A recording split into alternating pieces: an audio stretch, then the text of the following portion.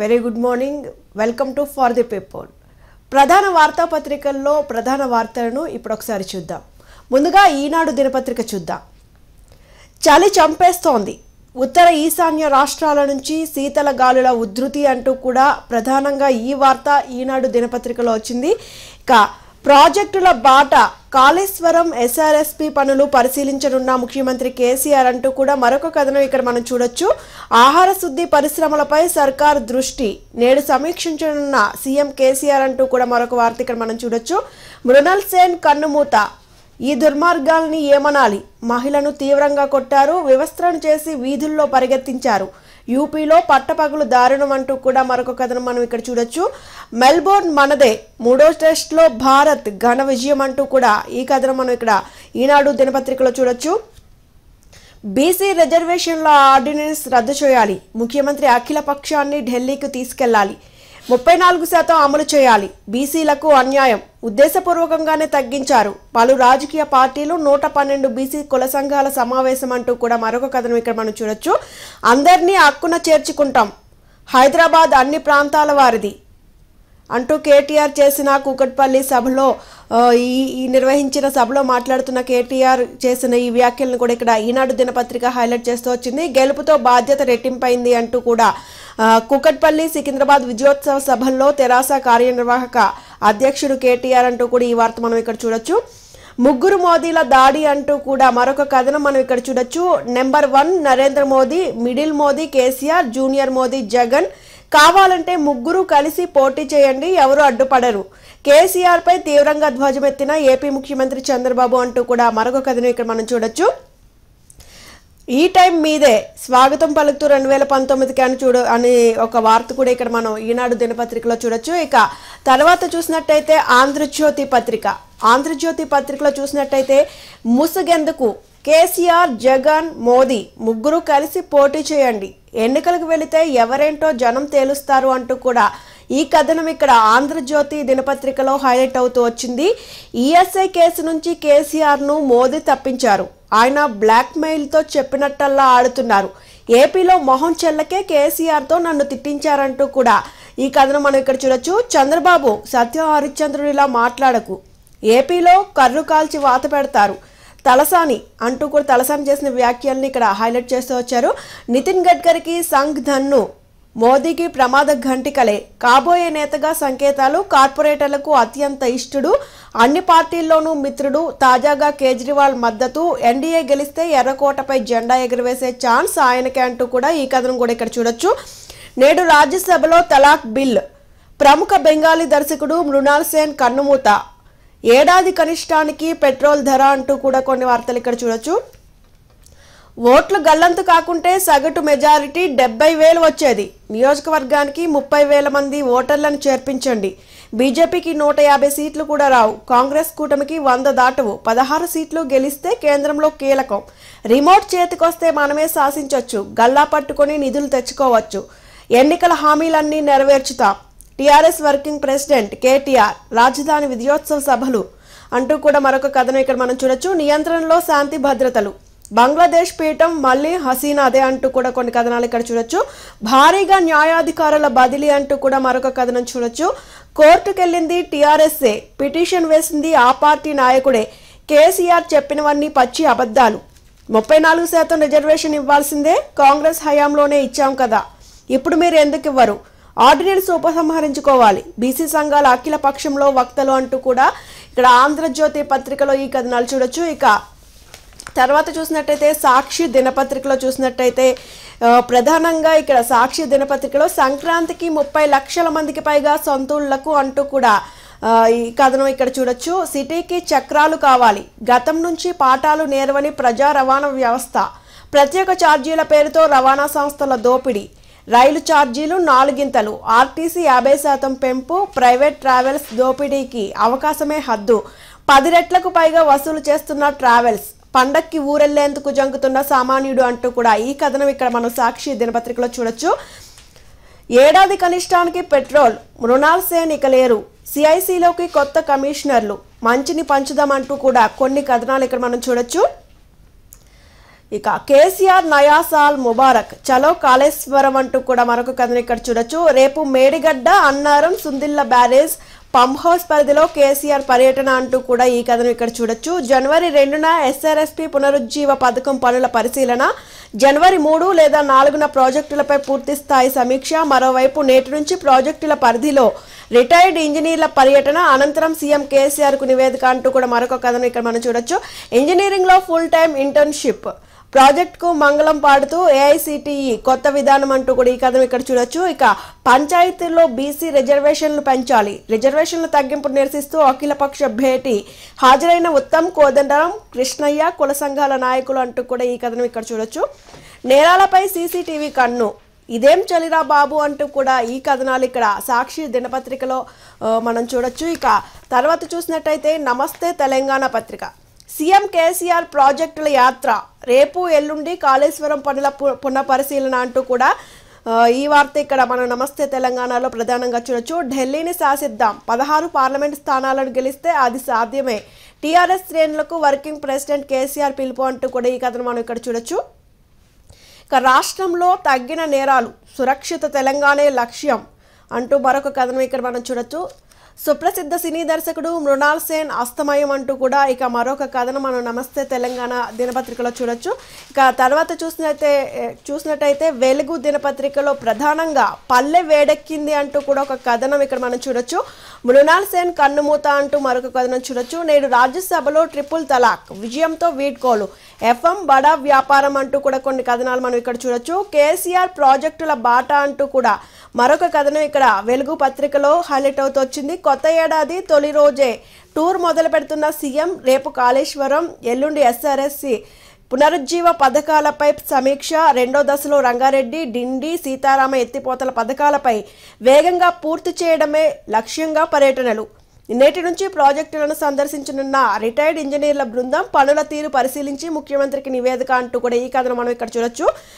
కేసీఆర్ హుందాగా మాట్లాడలేదు, AP CM Chandrababu విమర్శ అంటూ కూడా మరొక కథనం చూడొచ్చు. మనం చెప్తే ఢిల్లీ వినాలే, రాష్ట్రంలో 16 లోక్సభ సీట్లు గెలుచుకుంటాం, కేంద్రంలో మనమే కీలకంగా వ్యవహరించాలి, కేసీఆర్ పాలనా పథకాలు దేశానికే ఆదర్శం అంటూ కూడా కేటీఆర్ చేసిన వ్యాఖ్యలు ఇక్కడ వెలుగు దినపత్రికలో ప్రధానంగా హైలైట్ అవుతూ వచ్చాయి. ఇక మొత్తమే చూసుకున్నట్టయితే ఇద్దరు చంద్రులు కూడా ఒకరిపై ఒకరు విమర్శలు చేసుకుంటున్నారు. మరి ఇదే అంశానికి సంబంధించి మనతో చర్చించడానికి మనతో పాటు ఉన్నారు, డిస్కషన్లో పాల్గొనడానికి Harshavardhan Reddy garu, TPCC spokesperson, Ailaiah Yadav garu, TTDP spokes person. నమస్తే అండి. హర్షవర్ధన్ గారు చెప్పండి, ఇప్పుడు చూస్తే కేసీఆర్ తెలంగాణలో చంద్రబాబుపై విమర్శలు చేస్తున్నారు, అటు చూస్తే దానికి ధీటుగా చంద్రబాబు నాయుడు కేసీఆర్ మీద విమర్శలు చేస్తున్నారు, ఏమంటారు? ముందుగా ఏందమ్మంటే కేసీఆర్ గారికి తెలంగాణ ప్రజలు మొన్న 11వ తారీఖున ఒక సంపూర్ణమైనటువంటి తీర్పునిస్తూ మెజార్టీ సీట్లు కట్టబెట్టడం జరిగింది. ఆ విధంగా ఆ మెజార్టీ సాధించినటువంటి కేసీఆర్ గారు తక్షణమే ఈ రాష్ట్రంలో చేయాల్సిన పనులు అనేకం పెండింగ్లో ఉన్నాయి. ఎందుకంటే సెప్టెంబర్ 6వ తారీఖున ప్రభుత్వాన్ని డిజాల్వ్ చేసిన తర్వాత ఇవాళకి దాదాపు 100 రోజులు అవుతుంది. మరి 100 రోజులు పూర్తయిన సందర్భంగా ఎంతో పాలన కుంటుపడింది. అధికారులు పూర్తిగా నిర్లక్ష్యంతో వ్యవహరిస్తున్నారు, మంత్రులు లేరు, ఎమ్మెల్యేల ప్రమాణ స్వీకారం లేదు, ఏది లేకుండా కేసీఆర్ గారు ఈరోజు పక్క రాష్ట్రమైన చంద్రబాబుపై విరుచుకొని పడుతున్నాం అనేది ప్రజలు గమనిస్తున్నారు. సరే, రాజకీయ పరంగా మీరు ఫెడరల్ ఫ్రంట్ పెట్టేటప్పుడు ఆ క్రమంలో 29 రాష్ట్రాల ముఖ్యమంత్రుల్లో లేదా 29 రాష్ట్రాల్లో జరుగుతున్నటువంటి నష్టాన్ని, ప్రజలకు జరుగుతున్న నష్టాన్ని మీరు ఎత్తి చూపుతూ ప్రచారం చేయడం వేరు. ఇవాళ మీకు ఎన్నికలు ఇక్కడ తీర్పిస్తే ఇక్కడ పని వదిలిపెట్టేసి మీరు ఆంధ్రప్రదేశ్ మీద పడి ఆంధ్రప్రదేశ్ ముఖ్యమంత్రిని మీరు విమర్శిస్తున్నాం అనేది చాలా హేయమైనటువంటి చర్యగా నేను భావిస్తూ ఉన్నాను. ఎందుకంటే ఈరోజు రాష్ట్రంలో చాలామంది ఇవాళ పెన్షన్స్ లేవు, ఒక్క జీతాలు ఇవ్వడం తప్ప ఏవి కూడా ఇచ్చే పరిస్థితిలో ఆర్థిక శాఖ పటిష్టంగా లేదు. దాన్ని పటిష్టపరచాలి. నువ్వు ఎన్నికల్లో అనేక వాగ్దానాలు చేసినావు. ఉదాహరణకు ఉద్యోగులను 61 సంవత్సరాలకు పదవీ విరమణ వయస్సు చేస్తా అని చెప్పినావు. మరి ఈ నెల 31, ఇవాళ 31, దాదాపు రాష్ట్ర వ్యాప్తంగా 463 మంది రకరకాల టీచర్లు అయితేనేమి, గజెటెడ్ ఆఫీసర్లు అయితేనేమి రకరకాల మంది ఉద్యోగ విరమణ చెందుతూ ఉన్నారు. మరి వారికి నువ్వు ఇచ్చిన మాట ఎక్కడ వర్తించాలి అనే ఒక ఆలోచన చేయాల్సి ఉండే. మరి వారు ఇలా ఉద్యోగం చేసిన తర్వాత రేపు ఎట్లా వాళ్ళ పరిస్థితి. అంతేకాకుండా జోన్లు తీసుకొచ్చినావు. ఆగస్టు 27 తారీఖు నాడు డిజాల్వ్ కంటే 10 రోజుల ముందు రాష్ట్రపతి దగ్గర ప్రధానమంత్రిని ఇస్తావా సస్తావా అని చెప్పేసి జోన్ల వ్యవస్థ తీసుకొచ్చావు. మరి జోన్ల వ్యవస్థ తీసుకొచ్చి కూడా 4 నెలలు అయిపోతుంది. ఆర్డినెన్స్ ఇవ్వకపోతే 6 నెలల వరకే అది నడుస్తుంది. ఆర్డినెన్స్ కనుక ఇవ్వకపోతే అది చెల్లుబాటు కాదు. మరి నువ్వు దానికి ఆర్డినెన్స్ని ఇంతవరకు ప్రిపేర్ చేయలేదు. లక్షలాది మంది ఇవాళ నిరుద్యోగులు ఉన్నారు. మీరు ఎందుకు తెచ్చిండ్రు జోన్లు? నిరుద్యోగులకు ఉద్యోగాలు ఇవ్వాలనే ఉద్దేశంతో జోన్లు తెచ్చినామని చెప్పుకున్నావు. ఆ జోన్లు అనేది తప్పుల తడక, అది చెల్లవు. కానీ దాన్ని చెల్లని దాంట్లో తీసుకొచ్చినా కూడా దానికి ఏదో చెల్లే విధంగా నువ్వేమైనా ప్రయత్నం చేసి ఉద్యోగాలు భర్తీ చేస్తావు అనుకుంటే నువ్వు ఇలా ఫెడరల్ ఫ్రంట్ అని చెప్పేసి దేశాలు తిరుగుకుంటూ పక్క రాష్ట్రాలు తిరుగుకుంటూ ఇవన్నీ చేస్తున్నావు. ఎందుకు చెప్తా ఉన్నానమ్మంటే ఒక్కొక్క నెల కొన్ని వేల మంది నిరుద్యోగులకు ఏజ్ బార్ అవుతుంది. అయిపోయి జనవరిలో పుట్టినోడు డిసెంబర్లో పుట్టినోడికి ఇవాళతో అవి ఈ నెల అయిపోతుంది. అంటే ఈ సంవత్సరం అయిపోతే ఏజ్ బార్ అయిపోయినట్టే కదమ్మా.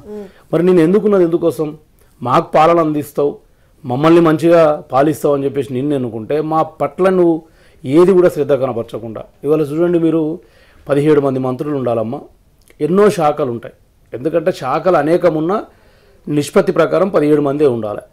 మరి 17 మందిలో ఒక్క మంత్రిని హోమ్ మినిస్టర్ని పెడితేవి 16 మంది ఇవాళ నీటిపారుదల శాఖ మంత్రి లేరు, వైద్య శాఖ మంత్రి లేరు, విద్యాశాఖ మంత్రి లేరు, పరిశ్రమల శాఖ మంత్రి లేరు, విద్యుత్ మంత్రి లేరు, ఏ మంత్రి లేడు, క్రీడల శాఖ మంత్రి లేడు. ఇన్ని శాఖలు అసలు దాదాపు ఒక 100-112 శాఖలు ఇవాళ మంత్రులు లేకుండా పరిపాలన జరుగుతోంది. ఎట్లా జరుగుతుంది పరిపాలన? ఏదో మీరు మొన్న మాట్లాడిండ్రు, ఇక సీఎం ఎక్కడుంటే అక్కడనే సెక్రటరేట్, చెట్టు కింద ఉంటే చెట్టు కిందనే సెక్రటరేట్ అది అన్నాడు. మరి చెట్టు కింద ఉంటే చెట్టు కిందనే సెక్రటరేట్ అన్నప్పుడు ఉన్న సీఎం ఆఫీస్ని కూలగొట్టి లేదా దాన్ని కొంచెం మాడిఫికేషన్ చేసి ప్రగతి భవన్ కట్టుకున్నావు. ఉన్న సెక్రటరీకి ఏమో రాకపోతే 4.5 ఏళ్ళు. ఈ 4.5 ఏళ్ళు నువ్వు సెక్రటరీ రాకున్నా ప్రగతి భవన్ కట్టుకున్నావు. మళ్ళీ ఇప్పుడు ఎందుకు నీకు బైసల్ గ్రౌండ్ కొత్త సెక్రటరీ ఎందుకు? ఇక ప్రగతి భవన్లో ఉండు పోయి నువ్వు 4.5 ఏళ్ళు నీకు ప్రగతి భవన్ ఉంటే కూడా జనం నిన్ను ఆదరించిండ్రు. ఈ 4.5 ఏళ్ళు కూడా నువ్వు ఇంకో 5 ఏళ్ళు కూడా ప్రగతి భవన్లో ఉండు. కొత్త సెక్రటరీ ఎందుకు? మళ్ళీ దానికి ఒక 250 కోట్లు ఏమో చెప్పిండు మొన్న. 250 కోట్లు లేదా అయితే 500 కోట్లు అయితే ఏమవుతుంది? 500 కోట్లు అన్నాడు. అంటే నువ్వు 500 కోట్లు పెడితే ఒక 2 జిల్లాలు శాశ్వత మంచినీటి పరిష్కారం ఏర్పడుతుంది, లేదా 2 జిల్లాల్లో అనేక రోడ్లు ఏర్పడతాయి, రవాణా సౌకర్యం మెరుగవుతుంది. నీకెందుకు? ఇంకా ఇంటి ప్రగతి భవన్ కూడా బాగానే ఉంది కదా, ఆన్య కూర్చొని పరిపాలన చేయి. ఆ బైసల్ గ్రౌండ్ అంటే రక్షణ శాఖకు సంబంధించినటువంటి డిఫెన్స్కి సంబంధించిన ఆ గ్రౌండ్ను ఆక్యుపై చేసుకోవడం, ఆ గ్రౌండ్కు మళ్ళీ పరిహారంగా ఇంకో దగ్గర భూమి ఇవ్వడం, ప్రభుత్వ భూమి, ఇవన్నీ కూడా నష్టమే కదా. ఇక నువ్వు ఒక్కడే ఉంటే చాలు, మంత్రులు కూడా అవసరం లేదు. కానీ ఒక విధంగా అయితే నేను థ్యాంక్స్ చెప్తున్నా కేసీఆర్ గారికి మీ మీడియా ద్వారా. ఎందుకంటే 16 రోజులు 15 రోజులు నెల అవుతుంది మంత్రులు. ఒక్కొక్క మంత్రికి నెలకు 2-3 కోట్లు ఖర్చు అవుతుంది. వాళ్ళు తిరిగే డీజిల్ ఖర్చు, వాళ్ళ ఎంబడ పైలట్లు, వాళ్ళ ఎంబడ సెక్యూరిటీలు, వాళ్ళ ఎంబడ వాహనాలు, ఆఫీషియలు, మీ రివ్యూ మీటింగ్లు, వాళ్ళకి వచ్చే బత్తాలు అంతా కలిస్తే నెలకు 1 కోటి 2 కోట్లు అవుతాయి. 20-30 కోట్లు మిగిలిచ్చినట్టే. ఇట్లే సాగించి 5 ఏళ్ళు ఏమవుతుంది? నువ్వు ఎవరు అడిగినరా? నువ్వు ఎవరిని ఏమన్నా అడిగితే కూడా అడగనీయకుండా చేసినావు. ఇక ప్రజలు కూడా మరి నీ యాటిట్యూడ్ మేము అంతా తీసుకెళ్ళాం ప్రజల దగ్గరికి. మరి ప్రజలు కూడా ఏంటంటే ఇలా జనాకర్షక పథకాలకు లొంగి నువ్విచ్చే ఆ పూట తాయిలాలకు వాళ్ళు ఆకర్షితులై నీకు అధికారం ఇచ్చిండ్రు. మరి జనాలు కూడా ఈ 4.5 ఏళ్ళుగా నువ్వేం చేస్తావో చూసినా కూడా నీవు ఇచ్చిన ప్రజాకర్షక పథకాలు, ఏదో కిట్ ఇస్తే 100 రూపాయల కిట్ ఇస్తే అమ్మ కేసీఆర్ కిట్ ఇచ్చిండు, నెలకు 1000 రూపాయలు ఇస్తే కేసీఆర్ 1000 రూపాయలు ఇచ్చిండు. రైతు బంధు, రైతు పండించిన పంటకు గిట్టుబాటు ధర ఇయ్యలే, నువ్వు పంట పండియడానికి అదేంది అయ్యే ఖర్చును వ్యయాన్ని తగ్గించలేదు, ఆదాయాన్ని పెంచలేదు. కానీ ఓ 4,000 తాయిలం ఇచ్చినావు. అదే వాళ్ళకు తాత్కాలికంగా ఉపశమనం అనిపించింది, వాళ్ళ తీర్పు నీకు స్పష్టంగా వచ్చింది. మరి అలా మీరు ఎంత రాష్ట్రాన్ని అప్పుల ఊబిలో 2,30,00,000 అప్పు చేసిండ్రు మీరు. ఒక్కొక్క సగటున ఒకనోనికి 60-70 వేల అప్పు పడుతుంది సగటున మనిషికి. నువ్వు ఇచ్చింది ఎకరకు 8,000 అయితే, సంవత్సరానికి 12,000 పెన్షన్ అయితే, మొత్తం కలిసి నువ్వు 1,00,000 రూపాయలు ఇచ్చింటావు. కానీ సంవత్సరానికి 50,000 అప్పు ఆ వ్యక్తి మీద పడుతుంది. మరి ఆ వ్యక్తులకు తెలిసిన రోజు నీ పైన తిరుగుబాటు ఉంటుంది. ఇలా ఇంకోటి కూడా అమ్మ, దేశంలో 29 రాష్ట్రాల్లో ఎక్కడ లేనన్ని ట్యాక్సెస్ ఈ రాష్ట్రం నుంచి ప్రజల నుంచి పిప్పి చేస్తున్నారు కేసీఆర్ గారు. ఎక్సైజ్ తీసుకుంటే లిక్కర్ 29 రాష్ట్రాల్లో ఉన్న దానికంటే మనది 18% ఎక్కువ ఉంది. అంటే మనం 18% పైన ఉంటే మనకన్నా సెకండ్ ఉన్నోడు 18% తక్కువ ఉన్నాడు. ఎక్సైజ్. పెట్రోలియం చూడండి మీరు, డీజిల్ పెట్రోల్ మీద దేశం మొత్తం కూడా ట్యాక్సెస్ క్రూడ్ ఆయిల్కు అనుగుణంగా సెంట్రల్ గవర్నమెంట్ తగ్గించకపోయినా కొన్ని రాష్ట్రాలు తగ్గించిన ఇక్కడ దేశంలో ఇంక పెంచడానికి లేనంత పెంచినావు, పిండుతున్నావు. అది జనాలకు అర్థమవుతలేదు. ఇలా పెట్రోల్ డీజిల్ పెరగడం వల్ల నిత్యావసర వస్తువుల ధరలు పెరుగుతాయి, ట్రాన్స్పోర్టేషన్ పెరుగుతుంది, బస్ కిరాయిలు పెరుగుతాయి. డీజిల్ పెరగడం వల్ల ఆటో కిరాయిలు పెరుగుతాయి. ఇన్ని పెరగడం వల్ల కూరగాయల ధరలు పెరుగుతాయి, వస్తువుల ధర పరోక్షంగా మళ్ళీ రైతులు అంతే వీళ్ళే పెడుతున్నారు. కానీ అది తెలుసుకునే లోపలనే నువ్వు అధికారాన్ని చేజిక్కించుకున్నావు. అదేవిధంగా ఇవాళ నువ్వు ఇక్కడ వదిలిపెట్టేసి ప్రధానమంత్రి అంటావు, పక్క రాష్ట్రాలు అంటావు, పోయి వచ్చిన ముఖ్యమంత్రులతోనికే మళ్ళీ పోతావు. అదే మమతా బెనర్జీ గారి దగ్గరికి ఓసారి పోయొచ్చినావు, మళ్ళీ పోతావు. స్టాలిన్ దగ్గరకు ఒకసారి పోయొచ్చినావు, మళ్ళీ పోతావు. అఖిలేష్ యాదవ్ అంటావు, ఆడాయన నీకు ముఖం చూపలేదు, ఆయన నీకు ఆ దర్శనమే ఇవ్వలేదు. బయటకు వచ్చి ఏం చెప్తున్నావు, 6వ తారీఖు నాడు అఖిలేష్ వస్తాయని. అఖిలేష్ ఏం చేస్తున్నాడు, ఉత్తరప్రదేశ్కు మాజీ ముఖ్యమంత్రి, పని లేకుండా ఆయన ఉన్నాడు. పని నీకు ఇచ్చినా పని పాట వదిలేసి నువ్వు ఢిల్లీ పోయినావు. మరి పని ఇడిచిపెట్టిపోయిన నీకు, పని లేని ఆయనకు అర్ధగంట గలవనికే టైం దొరకలేదా? మళ్ళీ నాడు 6 తారీఖో 7 తారీఖో తెలంగాణ స్టేట్లో మీటింగ్ పెట్టుకుంటారంట. అంటే ప్రజలు ఏమవుతున్నారు, ప్రజల సంక్షేమం ఏమవుతుంది? ప్రజలు ఈరోజు క్రాప్ 2వ క్రాప్ స్టార్ట్ అయిందమ్మా. దీన్ని యాసంగి పంట అంటారు మా మోటుగా చెప్పాలంటే. 2వ క్రాప్ స్టార్ట్ అయింది. రాష్ట్రంలో ఉన్నటువంటి ప్రాజెక్టుల్లో ఉన్న అరకొర వాటర్ను ఇప్పుడు నాట్లు వేసుకుంటున్నారు, వరి నాట్లు. ఇప్పుడు పల్లీలు వేసుకున్నారు, పల్లీలు వండాలి. ఆరుతడి పంటలకు ప్రాజెక్టులకు వెళ్ళి నీళ్ళు ఇవ్వాలంటే సంబంధిత శాఖ మంత్రి ఆదేశం లేనిది అక్కడున్న అధికారులు నీళ్లు వదలడం లేదు. మరి ఆ రైతులు పంటలు వేసుకునే సమయంలో నువ్వు ఇక్కడ కూర్చొని రోజుకొక రివ్యూ మీటింగ్ పెట్టు, రోజుకొక శాఖతాన రివ్యూ మీటింగ్ పెట్టి, సరే ఎమ్మెల్యేల ప్రమాణ స్వీకారమా, మంత్రుల ప్రమాణ స్వీకారమా, అది నీ రాజ్యాంగం కల్పించినదని నువ్వు దుర్వినియోగం చేస్తున్నావు. ఒకటే అడుగుతా నేను, నువ్వు ఏకఛత్రాధిపత్యంగా 105 మందిని ఒకే ఒక రోజు ప్రకటన చేసినావు ఎమ్మెల్యేల అభ్యర్థులను. మరి నీకు ఇంత స్పష్టమైన అధికారం ఇచ్చినప్పుడు 16 మంది మంత్రులను ఎందుకు నియమించుకోలేకపోతున్నావు? జవాబు చెప్పాలే కదా. ఇది ప్రజాస్వామ్యము. నీకు ప్రజలు స్పష్టమైన ఓటు ఇచ్చిండ్రు. ఆ ప్రజలకు నువ్వు నిత్యం ఏం చేస్తున్నావు అనేది ఒక శ్వేతపత్రం లాంటి ఒక జవాబు చెప్పుకుంటూ వెళ్ళాలి. నేను ఇందుకోసం మంత్రులను నియమించడం లేదు. సరే, అది ప్రజలకు నచ్చిందైతే ప్రజలు ఒప్పుకుంటారు, ప్రజలకు నచ్చందైతే ప్రజల నుంచి కూడా ఒక సూచనలు వస్తాయి, లేదండి కావాలని. ఇటువంటి ఏవీ చేయకుండా కేసీఆర్ గారు ఇలా చాలా అంటే ఒక ప్రౌడిష్గా అహంకారపూరితమైనటువంటి ధోరణితో, ఒక రాజు కూడా ఈ విధంగా ప్రవర్తించలే. రాజులు నియంతలు కూడా ప్రవర్తించినటువంటి, ప్రజల ఇచ్చిన అధికారాన్ని నియంతలా ప్రవర్తిస్తూ వినియోగించుకుంటున్నటువంటి ముఖ్యమంత్రి. సరే, తర్వాత జవాబు చెప్తారు. ఇవాళ బీసీలమ్మ రేపు 3వ తారీఖు నుంచి నామినేషన్స్ స్వీకరిస్తారు. జనవరి 3వ తారీఖు నుంచి జనాభా పెరిగింది. అంత జనాభాతో పాటు బీసీల జనాభా కూడా పెరిగింది. వారికి పెరిగిన జనాభా ప్రకారం నువ్వు రిజర్వేషన్ ఇవ్వలేకపోయినప్పటికీ ఉన్న రిజర్వేషన్లను 34% ఉంటే దాన్ని ఈరోజు 23% తీసుకొచ్చిండు, కుదించిండు. 11% అమ్మ, 11% అంటే 34/11 అంటే 33% వస్తుంది. బీసీలకు 33% రిజర్వేషన్ని ఇలా నువ్వు తొక్కి పట్టినవు. మొన్న ఏమన్నాడు ఒక ప్రెస్ మీట్లో, నేను కూడా విన్నా, బీసీలను మేము మంచిగా చూసుకున్నామా, మేము ఇచ్చినాం, వాళ్ళు ఇచ్చినాం, వీడు ఇచ్చినాం. నామినేటెడ్ పోస్టులు కాదు కావాల్సింది. ఇలా బీసీలకు కావాల్సింది దయాదాక్షిణ్యమైన పోస్టులు కాదు, ప్రజా ప్రాతినిధ్యం వహించే పోస్టులు కావాలి, ప్రజలకు జవాబుదారీ వహించే పోస్టులు కావాలి. గ్రామ స్థాయి నుంచి సర్పంచ్ నుంచి నీకు స్థానిక సంస్థల్లో సర్పంచ్ నుంచి జడిపి చైర్మన్ వరకు వారు ప్రజలతో ప్రాతినిధ్యం చేసి ఒక హూందాతనంగా ఒక హోదా మెయింటైన్ చేసే పోస్టు కావాలి. కానీ ఏదో ఓబీసీ చైర్మన్ ఇచ్చినా, ఒక కమిటీ చైర్మన్ ఇచ్చినా, మార్కెట్ కమిటీ చైర్మన్ నామినేటెడ్ కాదమ్మా, ఇవి కావాలి. ప్రజల చేత ఎన్నుకోబడ్డ ప్రత్యక్ష పోస్టులు ఇస్తే బీసీల ఆత్మగౌరవం కూడా బాగుంటుంది. రైట్. ఐలయ్య యాదవ్ గారు, మరి మీరు చెప్పండి, కేసీఆర్ హుందాగా వ్యవహరించట్లేదని చంద్రబాబు కూడా ఒక విమర్శ చేశారు. అంటే కేసీఆర్ చేసిన విమర్శలకు ప్రతి విమర్శలుగా చంద్రబాబు కూడా విమర్శలు చేశారు. ఏమంటారు మీరు? ముఖ్యంగా ఈరోజు కేసీఆర్ గారు 2వసారి ముఖ్యమంత్రి అయిన తర్వాత ఏ రాష్ట్రంలోనైనా దేశంలోనైనా ఫస్ట్ తన ప్రభుత్వాన్ని మంత్రివర్గాన్ని ఏర్పాటు చేసుకుంటారు, అసెంబ్లీ సమావేశపరిచి ఎమ్మెల్యేలను ప్రమాణ స్వీకారం చేయిస్తారు, పాలనను గాడిలో పెడతారు. కానీ ఇప్పుడు ఇంకా ఆపదలో ముఖ్యమంత్రి ఉన్నట్టుగానే వివరిస్తున్నాడు. కనీసం ఎమ్మెల్యేల చేత ప్రమాణ స్వీకారం చేయించుకోలేకపోయాడు, మంత్రివర్గాన్ని ఏర్పాటు చేయించుకోలేకపోయాడు. ఆ తర్వాత ఆయన ఎవరైతే మొక్కుండో వాళ్ళని దర్శనం చేసుకొని వాళ్ళ ఆశీస్సులు తీసుకొని ఢిల్లీకి పోయినాడు. ఢిల్లీ మోడీ గారి ఆశీస్సులు తీసుకొని ఆ తర్వాత నేను ప్రెస్ మీట్ పెట్టినాడు. ఆయన పర్యటన కూడా మొదట అసెంబ్లీ రద్దు చేయకముందుకు ఇలానే సాగింది. ఫస్ట్ అందరినీ కలిసినట్టు ఫెడరల్ ప్రింట్ అని చెప్పిండు. నవీన్ పట్నాయక్ని, అఖిలేష్ని, మాయావతిని, మమతా బెనర్జీని అందరిని కలిసిండు. మోడీని కలిసిండు. జరిగిన విషయాలను చెప్పినాడు. ఆ తర్వాత ఈయనకు కావాల్సిన డిమాండ్లు రద్దు కాగానే ఎమ్మటే సరైన సమయంలో ఎన్నికలు పెట్టడం, వీటన్నిటిని ఈయన కావాల్సిన కోరికలు ఆడ చెప్పుకొని వాటికి అనుగుణంగా మళ్ళీ వచ్చి ఇక్కడ ఎన్నికలు పెట్టి గెలిచిన తర్వాత సేమ్ మళ్ళీ అదే స్ట్రాటజీ ప్రకారంగా వెళ్ళినట్టుగా అవుపడుతుంది.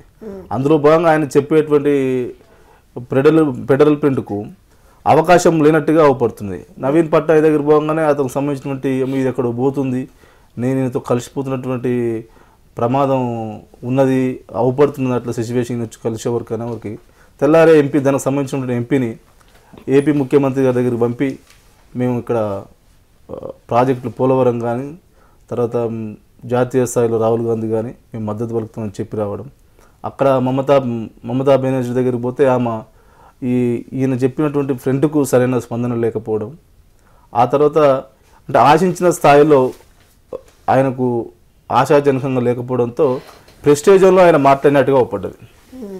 నిన్న అసలు సందర్భం లేదు, అసలు అవకాశమే లేదు, ఎన్నికల వాతావరణం లేదు, ఎన్నికలు అయిపోయినాయి. ఒక రాజకీయ పార్టీగా అలయన్స్లో వచ్చినాడు. ఇక్కడ రాజకీయ పార్టీ ఉంది కాబట్టి తెలుగుదేశం పార్టీ, ఇక్కడ తెలుగుదేశం పార్టీ పక్షాన, ప్రజాకూటమి పక్షాన, ప్రజాస్వామ్యబద్ధంలో అందరు ఎలాగనైతే మోడీ గారు వచ్చి ప్రచారం చేసిన, అమిత్ షా వచ్చి ప్రచారం చేసిన, వాళ్ళు ఎవ్వరు ఏమనలే, కేవలం చంద్రబాబు నాయుడు గారినే మరీ మోడీ గారి ఏంది ఈ ఆంధ్రప్రదేశ్లో జగన్ కనుక ఇక్కడ మోడీ వారి రెండు పార్టీలకు అధికార ప్రతినిధిగా మాట్లాడినట్టుగా ఒప్పడుతుంది ఆయన విమర్శలు. ఎందుకంటే శ్వేతపత్రాలు విడుదల చేస్తే ఈయనకేమైందండి, ఈయన చేతన అయితే ఈయన ఏం చేసినా ఈయన చెప్పుకోవాలి, 4.5 సంవత్సరాలు ఏం చేసినా ఇప్పుడు ఏం చేసుకోబోతున్నాడని చెప్పాలి. అది కాకుండా ఆయన శ్వేతపత్రాలు విడుదల చేస్తుండు, ఆయన పెద్ద బ్రహ్మసోద్యం అని ఆయన విమర్శించుడు.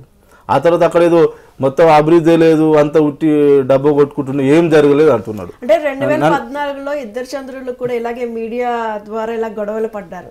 అంటే అదే కోణంలో ఇప్పుడు జరుగుతుందని అనుకోవచ్చా?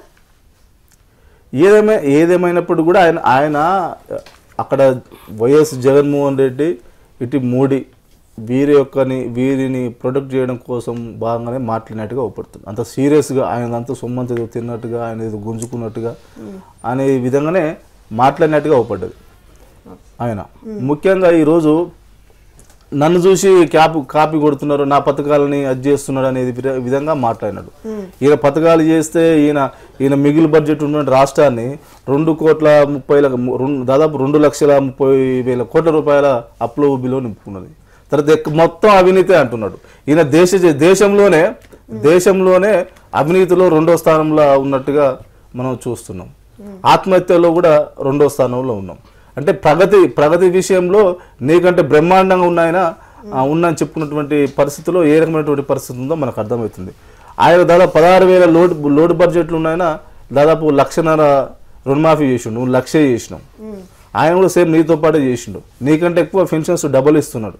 కాబట్టి నీకంటే ఎక్కువ ఆయన నిరుద్యోగ భృతి ఆల్రెడీ ఇస్తున్నాడు. కాబట్టి ఎక్కడ కూడా ఆయనకు నీకు పోలికే లేదు. అయినప్పుడు కూడా ఏదో గిచ్చి పంచాయి పెట్టుకొని సెంటిమెంట్ని రెచ్చగొట్టి మరొకసారి లబ్ధి పొందాలని మరి పార్లమెంట్ ఎన్నికలు వస్తున్నాయి కాబట్టి రేపు సేమ్ అసెంబ్లీ ఎన్నికల ముందు మాట్లాడినట్టుగానే, అసెంబ్లీ ఎన్నికల ముందు చెప్పినట్టుగానే ఇప్పుడు వివరిస్తున్నాడు. కాబట్టి ప్రజలు కూడా ఇంత చిల్లరగా రోడ్డు మీద వాళ్ళు మాట్లాడే విధంగా మాట్లాడతారు అని అనుకుంటే ఎవరు కూడా తెలంగాణలో ఇట్నే మాట్లాడతారు అనే విధంగా ప్రవర్తించడం ఇది మంచి పద్ధతి. ఉందాగా వివరించాలి. రెండోసారి ముఖ్యమంత్రి అయినాడు, ప్రజలు ఇచ్చిరో లేకపోతే ఎట్లు ఇచ్చినారో నువ్వు ముఖ్యమంత్రి ఏదో రకంగా ముఖ్యమంత్రి అయినప్పుడు రెండోసారి నీ యొక్క ప్రభుత్వ పాలన మీద ఒక స్పష్టమైన ముద్ర ఉండాలి. రాగానే వేరే రాష్ట్రాలను బ్రహ్మాండంగా మంత్రివర్గాన్ని ఏర్పాటు చేసుకుని వాళ్ళు ఇచ్చినటువంటి హామీలని 6 గంటల్లోనే రైతులకు రుణమాఫీ చేశారు. ఈయన మాత్రం ఆయన కొడుకుని మొదటి సంతకం రాష్ట్ర పార్టీ అధ్యక్షునిగా వర్కింగ్ ప్రెసిడెంట్ చేసిండు, ఇంకో సంతకం ఏమో రాష్ట్ర ముఖ్యమంత్రిగా బీసీలని రిజర్వేషన్ తగ్గించినాడు. ఆయన చేసినటువంటి 2 పనులు. కాబట్టి ఈ రకంగా ఈయన పాలన సాగుతున్నది. నువ్వు చేసే పని చేసుకోకుండా అవతల వాళ్ళని విమర్శించడం, అది కూడా ఒక పద్ధతి ప్రకారం లేకుండా ముఖ్యమంత్రి స్థాయిలో ఉండి ఒక 9 సంవత్సరాలు ముఖ్యమంత్రిగా ఉన్నాడు, 9 సంవత్సరాల ప్రతిపక్ష నాయకుడు ఉన్నాడు ఉమ్మడి రాష్ట్రానికి, ప్రస్తుతం ముఖ్యమంత్రిగా అక్కడ ఆంధ్రప్రదేశ్లో ఉన్నాడు. అట్లాంటి వ్యక్తిని పట్టుకొని అడ్డగోలుగా మాట్లాడి తన స్థాయిని ముఖ్యమంత్రి స్థాయిలో మాట్లాడకుండా రోడ్డు మీద ఎవరో చిల్లర వాళ్ళు మాట్లాడినట్టుగా మాట్లాడితే అది పద్ధతి కాదు. ఒక పద్ధతి ప్రకారంగా ప్రజాస్వామ్యబద్ధంలో ఎవరైనా ఎక్కడైనా పోయి ప్రచారం చేసుకుని వాళ్ళని స్వాగతించారు, నువ్వేం రావద్దంటే. Right. కాబట్టి నీకు ఆయనకు అవపడుతుంది కదా. అప్పుడు ఇదంతా ప్రజలు కూడా, తెలంగాణ ప్రజలు కూడా అసహించుకునే పరిస్థితులు ఉండనేది కూడా మా విజ్ఞప్తి. రైట్. ఇక మనతో పాటు డిస్కషన్లో పాల్గొనడానికి రాంబాబు నాయక్ గారు, టీఆర్ఎస్ లీడర్ వచ్చారు. నమస్తే అండి. మరి నిన్న ఇద్దరు చంద్రులు ఒకరిపై ఒకరు విమర్శలు చేసుకున్న దాని గురించి మన డిస్కషన్ నడుస్తుంది. మరి దీని గురించి మీరేమంటారు? నేను టీవీ ఫాలో అవ్వకుండా వచ్చి చూసిన నేను అన్నది కేసీఆర్ గారు మాట్లాడే దాంట్లో ఆయన మాట్లాడండి. ఎందుకంటే మొన్న జరిగిన ఎన్నికల్లో చంద్రబాబు ఇక్కడ వచ్చి చేసినటువంటి ప్రచారాల భావం కావచ్చు, రకరకాలైనటువంటి ఈ రాష్ట్రంలో ఇంకా వేరే రకాల తీసుకుపోవాలనే ఉద్దేశంతో చేస్తున్నాడు. కాబట్టి చంద్రబాబుని ఆయన చెప్పాల్సిన తీరులో, కేసీఆర్ గారు చెప్పాల్సిన తీరులో చెప్పడం జరిగింది. ఇంకోటి ఇలా రాష్ట్రంలో ఉన్నటువంటి బ్రదర్స్ అందరూ చెప్తా అయితే కేసీఆర్ చేసిన విమర్శలు కాకుండా ఆయన వాడిన పదజాలంతో నాకు ఇబ్బంది అని చెప్పి నిన్న చంద్రబాబు నాయుడు అన్నారు. మరి దీని గురించి అంటే చంద్రబాబు ఒప్పుకున్నట్టే కదా ఆయన చేస్తున్నదని. పదజాలంలో తప్పు ఉండొచ్చు, కేసీఆర్ గారు మాట్లాడడమే. విమర్శలు అంటే ఒకరిపై ఒకరు విమర్శలు అనేవి ఇప్పుడు చేస్తారు. కేసీఆర్ గారు మాట్లాడడం అలా మాట్లాడతారు, అది మనం చూస్తున్నాం కదా. ఏ మీటింగ్ లో కానీ ఏ సమావేశంలో కానీ అలాగే మాట్లాడతారు. ఆయన మాట్లాడే స్వభావం అలాగే అలవాటు చేసుకున్నాడు. రాజకీయ పరంగా ఎంతవరకు సమంజసం అంటారు? రాజకీయ పరంగా చూస్తే మాత్రం అది కొంచెం ఇబ్బందిగానే ఉంటుంది. కానీ ఆయన ఇంకా కేసీఆర్ గారి స్టైల్ అది. కేసీఆర్ గారు అలాగే మాట్లాడతారు. ఏ మీటింగ్లో ఉన్నా ముందు నుంచి ఉద్యమం నుంచి అదే తీరు కాబట్టి అదే తీరుగా మాటలు వస్తూ ఉంటాయి కాబట్టి ఆ విధంగానే మాట్లాడినని ప్రజలు కూడా అనుకుంటారు. అది అంటే ఒకప్పుడు మోదీని కూడా కేసీఆర్ వీడు సన్యాసి అని మాట్లాడిన ఇవి కూడా ఉన్నాయి. మరి అలాగే ఇప్పుడు కూడా చంద్రబాబును కూడా ఇదే విధంగా మాట్లాడతారు. అంటే నేను అదే చెప్తున్నాను కదా, కేసీఆర్ గారు ముఖ్యమంత్రిగా ఉండి మాట్లాడాల్సిన మాటలు కాదని అందరు అనుకుంటారు. కానీ ఆయన మాట్లాడే స్టైల్ అలా తయారైంది. మనం ఎవరు ఆపగలుగుతాం? ఎవరు అట్లా కథం. కేసీఆర్ గారు మాట్లాడే తీరు ఆ విధంగా ఉంటుందని తెలంగాణ ప్రజలకు కానీ ఆంధ్ర ప్రజలకు కానీ ఎవరికైనా తెలిసిపోయింది. అది ఆ విధంగానే మాట్లాడతాడు కేసీఆర్. అయితే కేసీఆర్ అప్పట్లో మోదీని వీడు అని అన్న తర్వాత మళ్ళీ ఇప్పుడు ప్రధాని మోడీ దగ్గరికి వెళ్ళి కాళ్ళు మోకరిల్లుతున్నారని కూడా చంద్రబాబు చేస్తున్నారు వ్యాఖ్యలు. కేసీఆర్ గారు ఏ రోజు కూడా మోడీ దగ్గర పోయి మోకారిల్సిన పరిస్థితి లేదు. ఆ రోజు కూడా ఆ విధంగానే ఉన్నాడు, ఈ రోజు కూడా ఈ విధంగా ఉన్నాడు. ఆయనకున్నటువంటి సమాజంలో ఒక గౌరవంగానే ప్రవర్తిస్తాడు. ఒక ముఖ్యమంత్రిగా ప్రధానమంత్రి దగ్గర పోయి మాట్లాడాల్సిన తీరులోనే మాట్లాడిండు ఆయన. ఆ విధంగా అనుకుంటే రకరకాల కథనాలు టీవీలలో పేపర్లలో వస్తూ ఉంటాయి. అవన్నిటిని కాకుండా ఆయన ఏదైతే అప్పుడు కేసీఆర్ గారు మోడీ గారిని ఏ విధంగా పొగిడారో, తర్వాత సందర్భం వచ్చినప్పుడు పార్టీ మీద ఆయన చేసిన వ్యాఖ్యల సందర్భం అన్నప్పుడు ఎవరైనా రాజకీయంగా ఆ విధంగానే మాట్లాడుకుంటారు. వాడు వీడని మాట్లాడుకుంటేనే కదా చర్చలు జరిగేది. కాబట్టి ఆయన ఆ విధంగానే మాట్లాడతారు. కేసీఆర్ గారు 29 రాష్ట్రాల ముఖ్యమంత్రుల్లో కేసీఆర్ గారు మాట్లాడే తీరు ఆ రకంగానే ఉంటుందని ప్రజలకు అర్థమైపోయింది.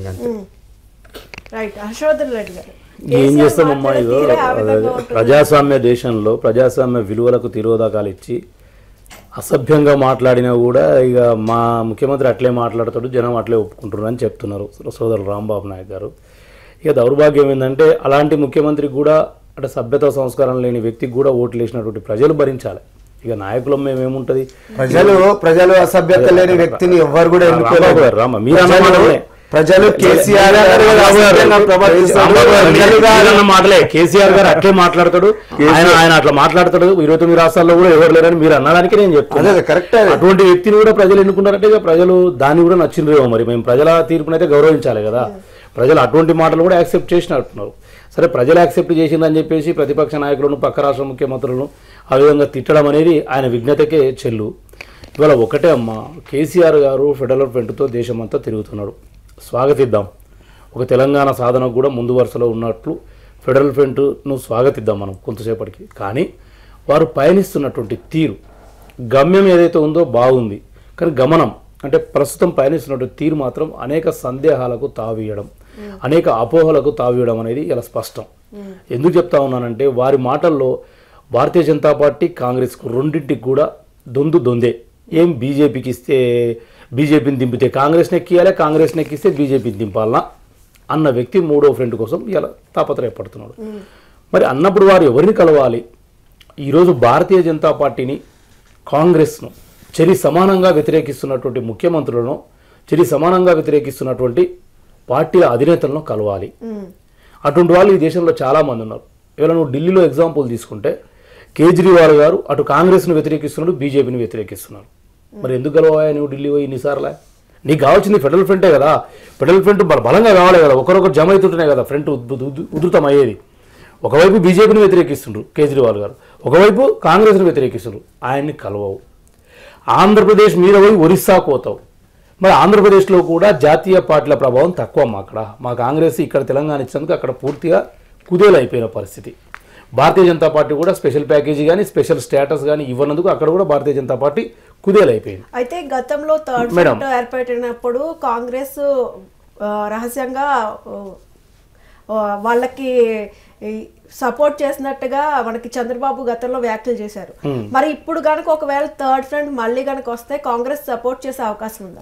అదే చెప్పబోతున్నాము. అంటే కేసీఆర్ గారు ఫెడరల్ ఫ్రంట్ ఏంటంటే ఇలా ఆంధ్రప్రదేశ్ ఉన్నాయి, అక్కడ 3 ప్రాంతీయ పార్టీలు బలంగా ఉన్నాయి. ఒకటి జగన్, ఆయన ఎవరు జనసేన పవన్ కళ్యాణ్ గారు, చంద్రబాబు నాయుడు కూడా. ఈ ముగ్గురు నువ్వు చంద్రబాబు నాయుడు ఒప్పుకుంటలేవు. మిగతా ఆ ఇద్దరిలో నువ్వు ఎవరినా ఒకరిని ఫెడరల్ ఫ్రంట్ వైపు ఆకర్షించాలి కదా, అడగాలే కదా, మాట్లాడాలి కదా. ఒకసారి అడిగి వచ్చినావు మమతా బెనర్జీ, మళ్ళా ఆమె దగ్గరికి పోయినావు. ఒకసారి అడిగి వచ్చినావు స్టాలిన్, మళ్ళీ ఆయన దగ్గరికే పోయినావు. ఇక్కడ అస్సలు అడిగే నువ్వు జమ చేయాలి కదా. మరి ఇక్కడ జగన్ ఎందుకు అడుగుతలేవు, పవన్ కళ్యాణ్ ఎందుకు అడుగుతలేవు? ముఖ్యంగా ఇలా సిపిఎం మొదటి నుంచి కూడా కాంగ్రెస్ని వ్యతిరేకిస్తుంది, వామపక్షం కాబట్టి అతివాద పార్టీ అయినటువంటి భారతీయ జనతా పార్టీని వ్యతిరేకిస్తుంది. సిపిఎంను ఇంతవరకు నువ్వు కలవకపోతివి. అదేవిధంగా విజయన్ కురియన్ అని చెప్పేసి మద్రాసులో కూడా కాంగ్రెస్ని వ్యతిరేకిస్తుండే ఆయన, భారతీయ జనతా పార్టీని వ్యతిరేకిస్తుంది. ఆయనను కలవకపోతివి.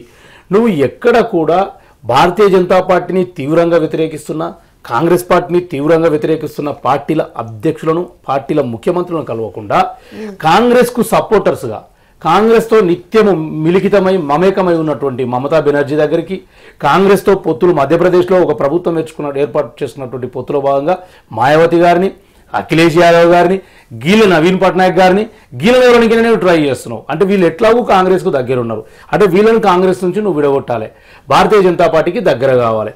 ఇది ఒక మోటో అనేది ప్రజలు ఇలా స్పష్టంగా చూస్తున్నారు. ఇంకొక విషయం ఏంటమ్మా అంటే, ఈయన ఇక ఉట్టికి ఎగరలేనమ్మా ఏడుకో ఎగిరినట్టు ఈ రాష్ట్రంలో అసలు ఫెడరల్ ఫ్రంట్ ఎందుకోసం అన్నాడు? ఫెడరల్ వ్యవస్థలో రాష్ట్రాల హక్కులు కునారిల్లుతున్నాయి, రాష్ట్రాలకు రావాల్సిన హక్కులను తొక్కి పడుతున్నారు, అంచేతనే నేను ఈ దేశం మీద పోరాటం చేస్తా అంటున్నావు. నువ్వేం చేసినావు ఈ రాష్ట్రానికి ఒక ముఖ్యమంత్రిగా? ఒక్కటే ఉదాహరణ చెప్తామా. విద్యాశాఖ విషయానికి వస్తే మా దగ్గర మహబూబ్ నగర్ దగ్గర గద్వాల నియోజకవర్గంలో గట్టు ఐజ మండలాలలో పిల్లలు ఉన్నారు, టీచర్లు లేరు అని చెప్పేసి 2015లో అంటే ఈయన గారు ముఖ్యమంత్రి అయిన తర్వాతనే హైకోర్టు బృందం వచ్చి తప్పు పట్టింది. సుప్రీంకోర్టు పోయింది. అక్కడ పిల్లలు కారట్లు రాసిండ్రు, 15 పైసల కార్డ్స్ ఉంటాయి కదమ్మా. సుప్రీంకోర్టును ఆశ్రయిస్తే సుప్రీంకోర్టు బృందం వచ్చి ఇక్కడ వచ్చి ఏంది ఇక్కడ అసలు విద్య పిల్లలకు అందడం లేదు, ఉపాధ్యాయులు లేరు, నియామకాలు లేరు అంటే ఈ రోజు వరకు నేను మీతో మాట్లాడే ఈ క్షణం వరకు కూడా అక్కడ టీచర్లను నియమించిన ముఖ్యమంత్రి ఈయన, అక్కడ విద్యార్థులకు విద్యను అందించిన ముఖ్యమంత్రి ఈయన. ఇది రాష్ట్రం పరిధిలోనే కదా, టీచర్ రిక్రూట్మెంట్ రాష్ట్రం పరిధిలోనే కదా, పిల్లల విద్యను అందించేది రాష్ట్రం పరిధిలోనే కదా. మరి నువ్వు రాష్ట్రం ఏం చేసింది అక్కడ? నువ్వు రాష్ట్ర ముఖ్యమంత్రివే కదా, ఏం చేసినావు నువ్వు అక్కడ? అంటే ఈ రాష్ట్రంలో నువ్వు చేయాల్సిన పనులు చాలా ఉన్నాయి, నువ్వు చేయలేదు. ఇవాళ రాష్ట్రం నుంచి నిధులు వస్తాయమ్మా. మనం నీతి ఆయోగ్ వచ్చిన తర్వాత 43% మన వాటా, అంటే 15% ట్యాక్సెస్ పోను, అంటే సెస్ల పోను, 85% కేంద్రంతో ఉంటాయి. ఆ 85లో 43% మన నిధులు. నువ్వు 43% నిధులను తీసుకురావడంలో నువ్వు వైఫల్యం చెంది ఈ రాష్ట్రానికి జరగాల్సినటువంటి అనేక హక్కుల విషయంలో నువ్వు కేంద్రంతో పోరాటం జరపలేదు. ఒకటే మేడం, ఇలా వారు 16 అంశాలు పెట్టిండు. అందులో 16 అంశాల్లో ముస్లింలకు ఏమన్నాడమ్మా? సుప్రీంకోర్టు 50% ఉన్నామన్నది. సుప్రీంకోర్టు ఏంటి చెప్పేది? నేను మెడల్ వంచి తెస్తా ఇంకా 12% అన్నాడు. అంటే 50% సుప్రీంకోర్టు చెప్పినా నువ్వు 12% మెడల్ వంచి తెస్తా అన్న ముఖ్యమంత్రివి. మరి బీసీలకు వచ్చేసరికి సుప్రీంకోర్టు చెప్పింది 50% ఉండమని, అందుకే నేను పెడుతున్నాను. ఎందుకు చెప్తావు? బీసీల జనాభా ఎక్కువ ఉంది, ముస్లింల జనాభా 12% లేదు, కానీ 12% రిజర్వేషన్ ఇస్తా అంటున్నావు. బీసీల జనాభా 56% ఉంది. ఎందుకు నువ్వు మరి ఆడ మెడల్ వంచవు? అంటే నీకు ఎట్లా రాజకీయ విన్యాసం చేస్తే నువ్వు అట్లా రాజకీయ విన్యాసం చేయదలుచుకున్నావు. ప్రజలు నీకు ఇచ్చిన తీర్పును ఎట్లిచ్చినో మాకు తెలుసు. ఈవీఎంలా నువ్వు డబ్బులు పెట్టినావా, లిక్కర్ పోసినావా? వాళ్ళు వంచిన లిక్కర్ ఒకటి మేడం, మీ పేరేం పేరో, వాళ్ళు మొన్న ఎన్నికల్లో పంచిన లిక్కరు ఖాళీ సీసాలు అమ్ముకుంటే అస్సాం మిజోరాం ఎన్నికలు నిర్వహించవచ్చు. ఖాళీ సీసాలు అమ్ముకుంటే మీరు అంత ఏరులై పారించిండ్రు. మీరు దుర్వినియోగం అధికారం పని చేసినట్టు మీరు అలా చెప్పుకోలే. 3 నెలలు మీ అభ్యర్థులు కోట్లు ఖర్చు పెట్టిండ్రు. మీరు ఎట్లా గెలిచిండ్రో ప్రజలకు కూడా తెలుసు. ఇలా ప్రజలు కూడా ముక్కు మీద వేలేసుకుంటున్నారు, అరే మేము ఓట్లు వేయలేదు ఎట్లా గెలిచిండని చెప్పేసి. సరే, రాజ్యాంగ పరంగా ఏమంటారు, ఆ ఫిగర్ కు వాల్యూ ఉంది కాబట్టి మీరు ముఖ్యమంత్రి అయినరు, మంచిగా చేయండి అధికారం. రాంబాబు నాయక్ గారు, మరి చంద్రబాబు 3 డిఎస్సి నోటిఫికేషన్లు జారీ చేశారు, మరి కేసీఆర్ ఇప్పటివరకు ఏం చేయలేదని కూడా అంటున్నారు. మరి దీని గురించి ఏమంటారు? కేసీఆర్ గారు ముందు తెలంగాణ రాష్ట్రం డివైడ్ అయిన తర్వాత ఉద్యోగాల విషయాల్లో మేము టీఆర్ఎస్ పార్టీ పరంగా కానీ టీఆర్ఎస్ ప్రభుత్వం పరంగా కానీ దాన్ని ఎసులుబాటు చేసుకొని ఇప్పుడు అధికారం వచ్చింది కాబట్టి ఇప్పుడున్న దాంట్లో జోనల్ వ్యవస్థ తీసుకొచ్చారు అన్నగారు మాట్లాడుతున్నప్పుడు. తప్పకుండా ఈ 2019లో పూర్తిగా డిఎస్సిని పూర్తిగా చేయడానికి టీఆర్ఎస్ పార్టీ పరంగా పూర్తి ప్రణాళిక సిద్ధమవుతా ఉంది. అదే విధంగా రాంబాబు గారు ఒక్క నిమిషం అన్న, మేడం మిమ్మల్ని అడిగింది ఒక ప్రశ్న. మనకన్నా లోటు బడ్జెట్తో ఉండి దివాళకున్న ఆంధ్రప్రదేశ్ రాష్ట్రము 3 డిఎస్సీలు వేసి టీచర్ రిక్రూట్మెంట్ చేసి అటు బీద విద్యార్థులకు విద్యను అందించింది, ఇటు నిరుద్యోగులకు ఉద్యోగాలు ఇచ్చింది. మన రాష్ట్రంలో ఎందుకు వేయలేదని మేడం గారు అడిగినారు. ఒక నిమిషం, మీరు చెప్తున్నది ఏంటంటే మేమంతా సర్దుబాటు చేసుకున్నాం, మేము ఇప్పుడు వేస్తాం అంటే మీరు 100 ఏళ్ళు అధికారం అడుగుతారు, మేము అన్ని చేయాలంటే 100 ఏళ్ళు కావాలంటారు. ఇక మీరు అట్లుంది నడుస్తుంది. అయితే నేను ఒకటే అడుగుతున్నా, జోన్లు అన్నావు కదా, జోన్లకు టీచర్ పోస్టులు జిల్లా పోస్టులు, జోన్లకు టీచర్ పోస్టులకు ఎక్కడ కూడా సంబంధం లేదు. మీరు చదువుకున్నోలే, యూనివర్సిటీ పిల్లలు, నేను చదువుకున్నోనే, జోన్లకు టీచర్ పోస్టులకు సంబంధం లేదు.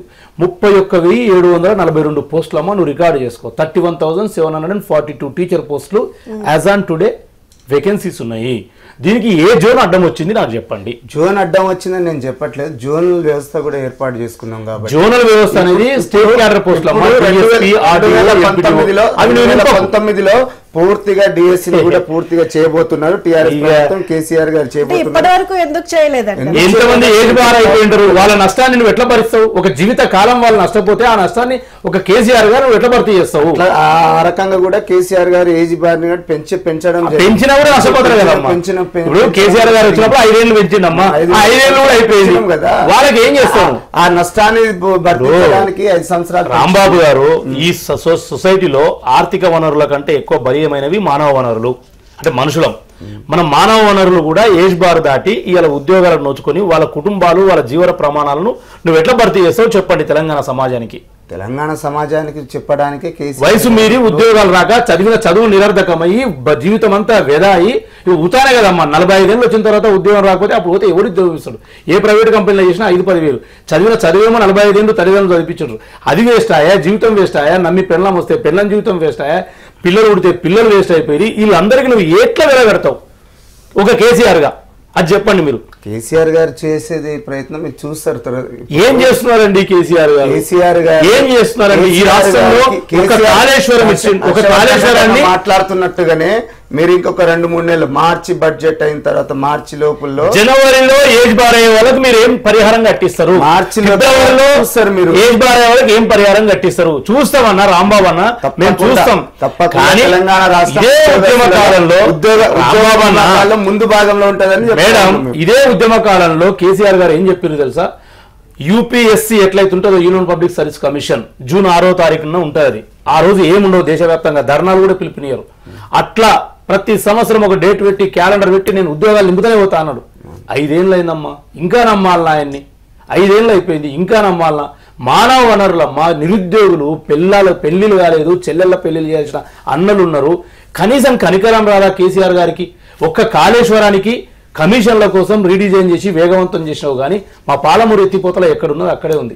2014 జూన్ 12వ తారీఖు నాడు వచ్చి కుర్చేసుకొని కూర్చుంటాడు. రేపు 2019 జూన్ 12 వస్తుంది, 5 ఏళ్ళు అవుతుంది. పాలమూరు ఎత్తిపోతల ఒక అడుగు ముందుకు నడవలేదు. మా కోయిల్సార్ లిఫ్ట్ ఒక అడుగు ముందుకు నడవలేదు. కాళేశ్వరం ఒకటి నువ్వు అడుగుతున్నావు. ప్రత్యేక హోదా అంటాడమ్మా. ఇలా ఎంత తప్పుదోవ పట్టిస్తాడంటే, రాజ్యాంగ పరంగా ప్రత్యేక హోదా అనేది ఎప్పుడు ఇస్తారు ఒక ప్రాజెక్ట్ కంటే? నువ్వు నీ ప్లాన్ సబ్మిట్ చేసినప్పుడు, at the time of plan submit చేసినప్పుడే ప్రత్యేక హోదా ఇస్తారు. నువ్వు 90% కట్టినవు, కేంద్ర ప్రభుత్వం అనుమతి లేని రివిజన్ చేసినావు. ఇప్పుడు 1,00,000 కోట్లు ఏమంటే కేంద్రం ఇస్తావమ్మా? నువ్వు అడిగినట్టు చేస్తున్నావు, వాడు ఏడ్చినట్టు చేస్తున్నాడు. అదే ఉంటుంది మోటుగా సామెత, నువ్వు కొట్టినట్టు చేయి, నేను ఏడ్చినట్టు చేస్తాను. కాళేశ్వరానికి నేను ఒక చదువుకున్న వ్యక్తిగా చెప్తున్నా, ఈ తెలంగాణ సమాజంలో ఎవరు వచ్చినా నేను ఛాలెంజ్ చేస్తా. ప్రత్యేక హోదా రాదు. అట్లంటే నన్ను ఏమంటారంటే తెలంగాణ వాదిగా నువ్వు అడ్డుకుంటున్నావు. రాదు. బికాస్ ఆఫ్ నువ్వు మొత్తం కట్టిన తర్వాత డబ్బులు నీకు ఎట్లా ఇస్తాయి కేంద్ర ప్రభుత్వం? నువ్వు కొత్త ప్రాజెక్టు ప్రపోజల్ పెట్టి అప్పుడు ఇస్తుంది కేంద్ర ప్రభుత్వం. ఫ్రమ్ ది బిగినింగ్ ప్రత్యేక హోదా అంటే ఏంది, ఆ ప్యాకేజ్ ఆ మొత్తం ప్రాజెక్టు కేంద్రమే కడుతుంది. నువ్వు 90 లక్షలు 80 లక్షలు ఇప్పటికి ఖర్చు పెట్టిన తర్వాత నీకు రియంబర్స్ ఎట్లా ఇస్తుంది కేంద్రం?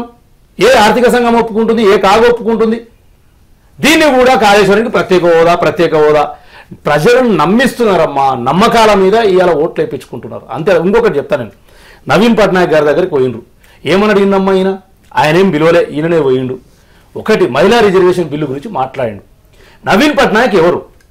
ఆయన పార్లమెంటు ప్రధానమంత్రే, పార్లమెంట్లో ప్రతిపక్ష నాయకుడు బిల్లు ప్రవేశపెట్టనీకే, బిల్లును ఆమోదింపజేయనికే ప్రధానమంత్రే.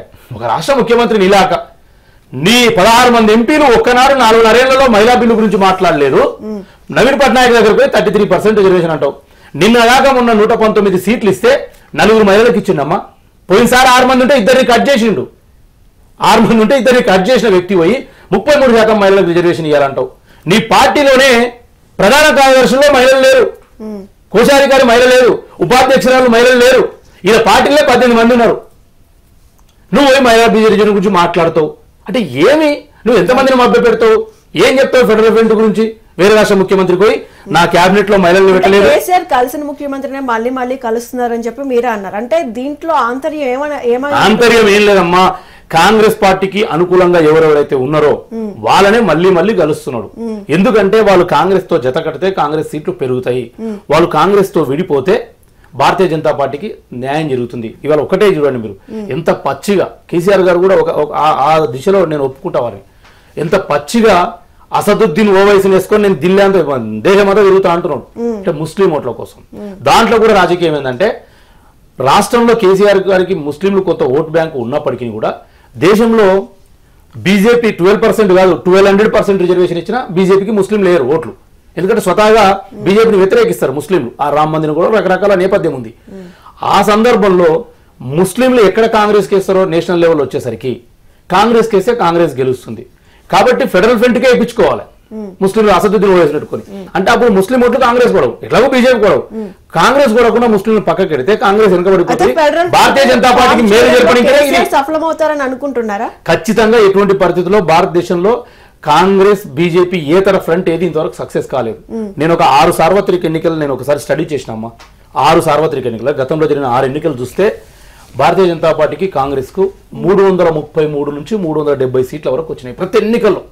మాకు మొన్న 44 వచ్చినా బీజేపీకి 287 వచ్చినాయి, అంటే 330 వచ్చినాయి. అంటే కాంగ్రెస్ బీజేపీకి 350 సీట్లు పక్కా వస్తాయి. మాకెచ్చినా వాళ్ళకి తగ్గినా, వాళ్ళకెచ్చినా మాకు తగ్గినా 350 సీట్లు భారతీయ జనతా పార్టీ కాంగ్రెస్కి వస్తాయి. మిగిలినవన్నీ ఇంకా 224 సీట్లు. 224 సీట్లలో మిత్రపక్షాలు ఇవాళ మీరు చూడండి, బీజేపీకి సపోర్ట్ చేయని మిత్రపక్షాలు చాలా ఉంటాయి. ఇవాళ శివసేనను కలుస్తలేడు కేసీఆర్ పోయి, శివసేన దిక్కు బీజేపీని తిడుతుంది, కలుస్తలేడు. లోక్ జనశక్తి అని చెప్పేసి బీహార్ లో రామ్విలాస్ పాస్వాన్ గారి పార్టీ ఉంటుంది, ఆయన కూడా తిడుతుంది. ఆయన కొడుకు వ్యతిరేకం. రామ్విలాస్ పాస్వాన్ గారు ఏమో క్యాబినెట్ లో ఉన్నారు, వారి కొడుకేమో బీజేపీని తిడుతా ఉన్నాడు. మరి అభిలాన్ కలవచ్చు కదా పోయి, అరే రారా బాబు నువ్వు బీజేపీని బాగా తిడుతున్నావు, కాంగ్రెస్ బాగా తిడుతున్నావు, నువ్వు కలిసి పోవని అనొచ్చు కదా. అంటే ఇక్కడ స్ట్రాటజీస్ ఏం చెప్తున్నాయమ్మా అంటే ఎవరు గెలిచినా కూడా ఇలా మతతత్వ పార్టీ అని భారతీయ జనతా పార్టీకి రేపు సీట్లు తక్కువ పడితే సపోర్ట్ చేసే వాళ్ళు తక్కువ.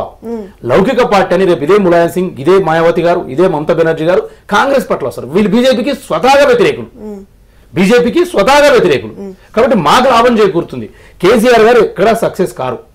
కేసీఆర్ సక్సెస్ అయింది తెలంగాణలో, అది కూడా జనాకర్షక పథకాలు, మీడియా.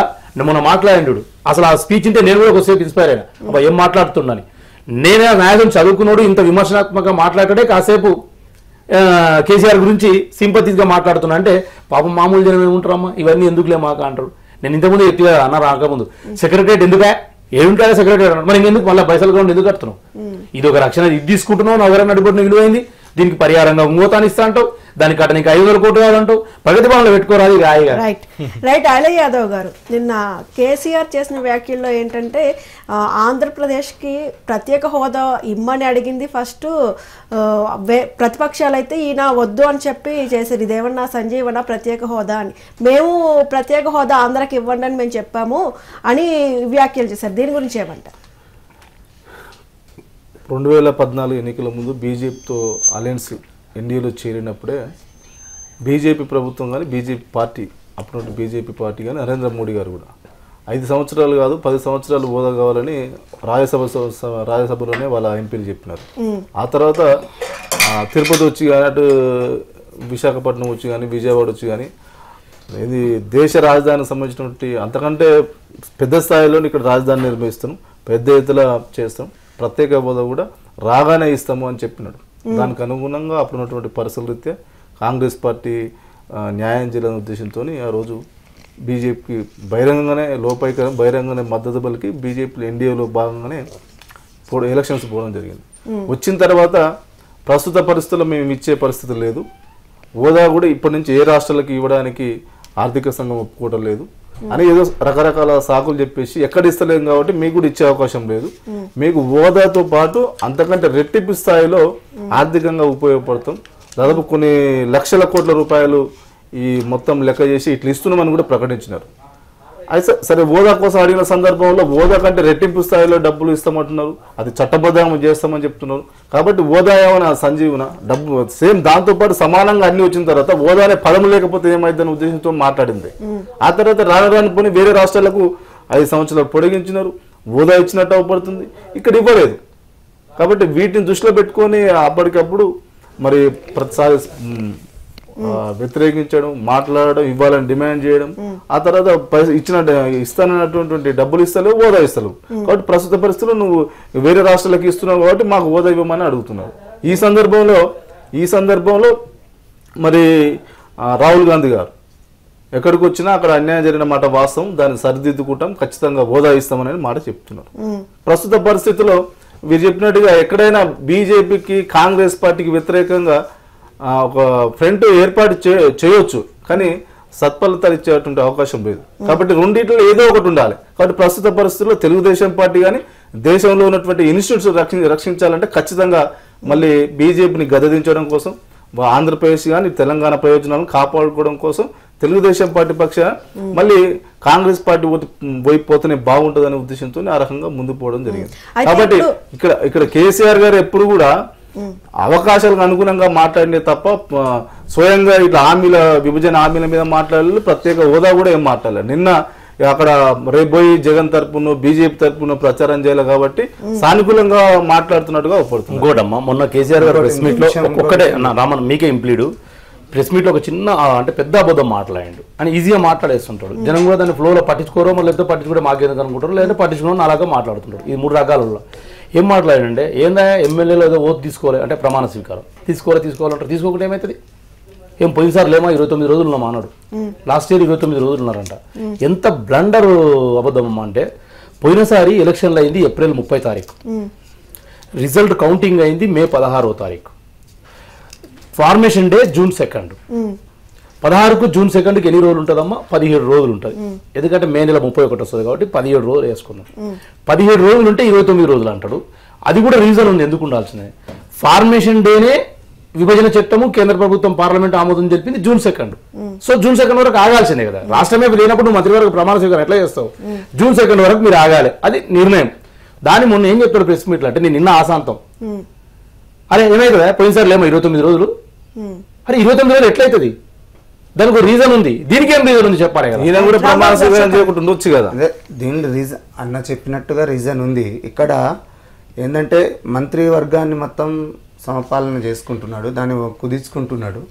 కాబట్టి రకరకాలైనటువంటి రోజులు ఆయన శాస్త్రాన్ని నమ్ముతాడు కాబట్టి, జాతకాన్ని నమ్ముతాడు కాబట్టి సంక్రాంతి తర్వాతనే నా రాష్ట్రాన్ని తెలంగాణ రాష్ట్రంలో జనాలు కాదు నమ్ముతాం కాబట్టి ఆ ప్రకారమే రాష్ట్రాన్ని సుభిక్షంగా ఉండాలి, ప్రజలు ఉద్దేశంతో చేయాలి. ఇంకో విషయం అన్న మాట్లాడుతున్నట్టుగా ప్రత్యేక హోదా గురించి టీఆర్ఎస్ పార్టీగా ఎంపీలుగా ఫస్ట్ నుంచి పార్లమెంట్లో మేము మాట్లాడుకుంటూనే వచ్చినాం. కవిత గారు కానీ జితేందర్ రెడ్డి కానీ మాట్లాడుకుంటూనే వచ్చినాం. ఆంధ్రకు ప్రత్యేక హోదా ఇవ్వాల్సిందే అని ఆ రోజు నుంచి చెప్పుకుంటూ వస్తున్నాం, ఇప్పుడు కూడా చెప్తా ఉన్నాం. మేమేమో టీఆర్ఎస్ పార్టీగా పోయి ఆంధ్రప్రదేశ్లో మేము ప్రచారం చేయడానికి చెప్పడానికి మాట కాదు, అక్కడ ప్రజలు కోరుకుంటా ఉన్నారు. అక్కడ ప్రజలు మాకు ప్రత్యేక హోదా వస్తే మాకు ఇంకా రాష్ట్రం బాగా అభివృద్ధి చెందుతుంది అని అంటున్నారు కాబట్టి ఒక తెలుగు రాష్ట్రం అభివృద్ధి చెందడం గిఫ్ట్ ఇస్తారని కేసీఆర్ కూడా అంటున్నారు. అంటే ఏమై ఉండొచ్చు అని కొంచెం అంటే ఓటు నోటు కేసులో నోటీసు రిటర్న్ మేడం ఒక చిన్న సవరణ అన్నేమంటారు ప్రత్యేక హోదాకు మా కవిత గారు మాట్లాడిండ్రు, జితేంద్ర రెడ్డి గారు మాట్లాడిండ్రు, మేము ఎప్పటి నుంచో వాళ్ళ పాపం వెనక ఆర్డర్ ఇవ్వాలని అంటున్నారు, పాప సానుభూతి. మా సోనియమ్మ మొన్న మేడ్చల్ సభకు వచ్చి తెలంగాణ ఇచ్చినా మంచినే ఉంది, సుభిక్షమైన తెలంగాణ ఆ రోజు ఇవ్వడం జరిగింది. ఆంధ్రప్రదేశ్ వెనుకబడ్డది కాబట్టి మేము అధికారంలోకి వస్తే ఆంధ్రప్రదేశ్కు ప్రత్యేక ప్యాకేజ్ ఇస్తామని అన్నది ఆమె, ప్రత్యేక హోదా ఇస్తామని. అంటే దాని మీద మొన్న ఎన్నికల్లో ఎంత ఘోర చేసిండ్రు టీఆర్ఎస్, మీరు కూడా చూసింటారు, మీ టీవీలో కూడా చర్చకు వచ్చింది. మరి పార్లమెంట్లోనేమో ఇయ్యమని అన్నారు మా ఎంపీలు అంటారు రాంబాబు అన్న. మా సోనియమ్మ వచ్చి అంటే మళ్ళీ ఎందుకు తిరుగుబాటు చేస్తే, సోనియమ్మ వచ్చినప్పుడు మేమేం మొత్తం తిరుగుబాటు చేస్తే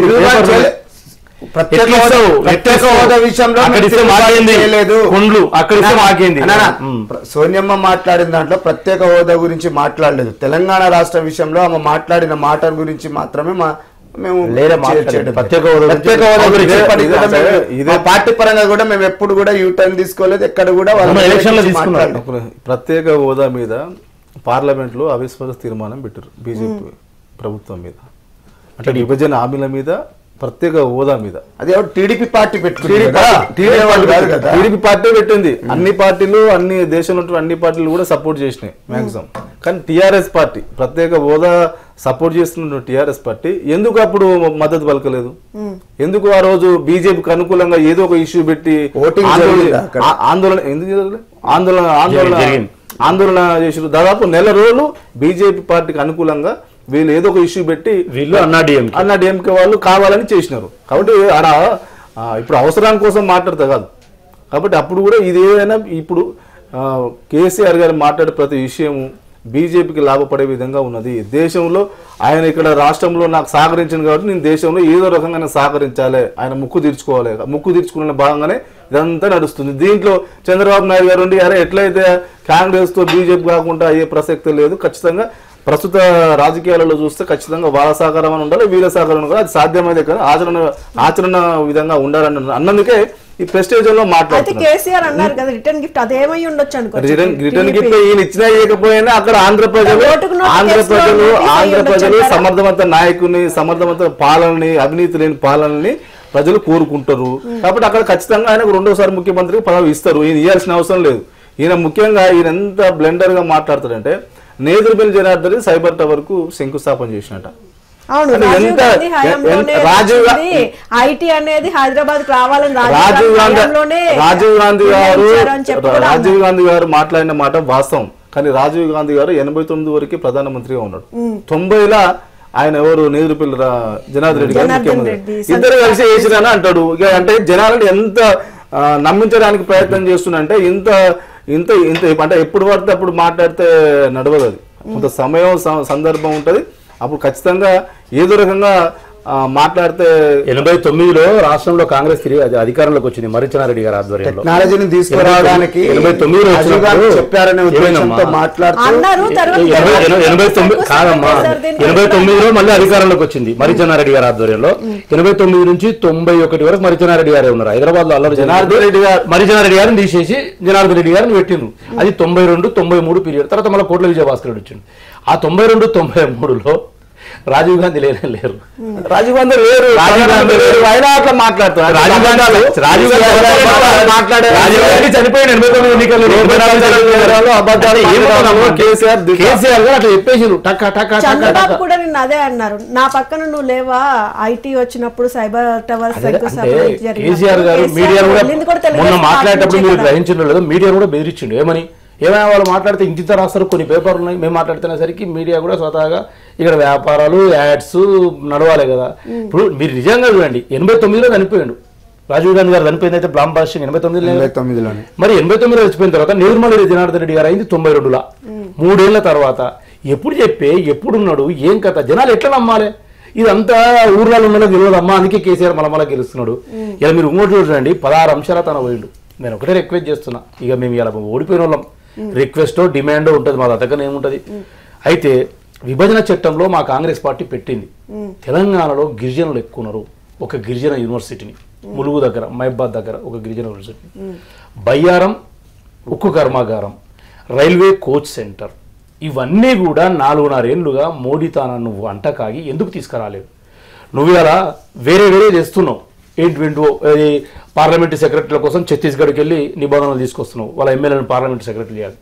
ప్రజలకు ఉపయోగపడేది బయ్యార ముక్కు కర్మాగారం వేస్తే అమ్మ 1,24,000 మందికి ప్రత్యక్ష పరోక్ష ఉద్యోగాలు వస్తాయి. అంటే ప్రత్యక్ష ఉద్యోగాలు, పరోక్ష ఉపాధి కల్పన. ఛాయ్ మెటోడు, డబుల్ రొట్టెల మెటోడు, బేకరీలు పక్క పెట్టుకుంటారు కదా, ఫ్యాక్టరీ పక్క. ఇంతమందికి ఉపాధి దొరుకుతుంది. అదెందుకు తెస్తలేవు? ములుగు యూనివర్సిటీ తీసుకొస్తే గిరిజనులకు విద్యలో దొరుకుతుంది. గిరిజనుల పిల్లలు కూడా సాఫ్ట్వేర్ మరి ఇవన్నీ తీసుకురాకుండా కేవలం తూతూ మంత్రంగా పోతావు, మోడీని కలుస్తావు, బొకే ఇస్తావు. నువ్వు ఏం మాట్లాడింది తెలియదు. లోపల ఫెడరల్ ఫ్రంట్ గురించి మాట్లాడతావా? నవీన్ పట్నాయక్ నీ దగ్గర మాకేమైనా సీసీ కెమెరాలు ఉన్నాయి? నువ్వు చెప్పింది నమ్మాలి, మేము నువ్వు చెప్పింది నమ్మాలి. అప్పుడు రాజీవ్ గాంధీ గారు లేనే లేరు, కానీ కేసీఆర్ ఈ వ్యాఖ్య చేస్తారని అంటున్నారు. మరి ఏమంటారు?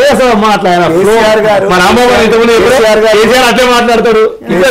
కేసీఆర్ గారు మాట్లాడుతూ రాజీవ్ గాంధీ ఏమో టెక్నాలజీని తీసుకొచ్చారు. నేదురుమల్లి జనార్దన్ రెడ్డి గారు ఉన్నప్పుడేమో అది ఫౌండేషన్